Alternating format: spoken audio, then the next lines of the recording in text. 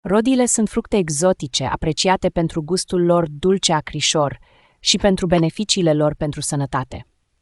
Bogate în antioxidanți și vitamine, cum ar fi vitamina C și vitamina K, rodiile contribuie la protejarea celulelor, la întărirea sistemului imunitar și la menținerea sănătății cardiovasculare. De asemenea, conținutul lor ridicat de fibre ajută la sănătatea digestivă și la reglarea tranzitului intestinal. Consumul regulat de rodiu poate spori starea de bine și poate contribui la o viață sănătoasă. Rodiile sunt o sursă bogată de antioxidanți, vitamina C și fibre, care aduc numeroase beneficii pentru sănătatea noastră.